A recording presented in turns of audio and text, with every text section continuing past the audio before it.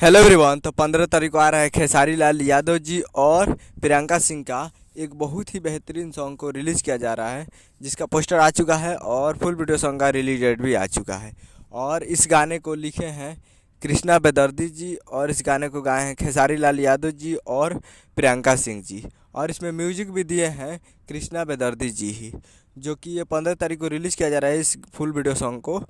और वीडियो में है खेसारी लाल यादव जी और यामिनी सिंह जी, फिट में है यामिनी सिंह जी। और एक मूवी का सॉन्ग है, जी हाँ, एक मूवी का सॉन्ग है जिस मूवी का नाम है प्यार के बंधन। और इस मूवी का काफ़ी बेहतरीन सॉन्ग है और काफ़ी ज़बरदस्त है ये सॉन्ग। और ये उस मूवी का माने तो उस मूवी के ट्रेलर में आपको दिखाई दिया होगा ये सॉन्ग, जो कि उस प्यार के बंधन मूवी में ट्रेलर में ये आपको सॉन्ग एकदम ज़बरदस्त लगा होगा। जी हाँ, जिस जिस सॉन्ग का टाइटल रखा गया है इज्जतिया मर्दों के होला। जी हाँ, इज्जतिया मर्दों के होला इस गाने का टाइटल है।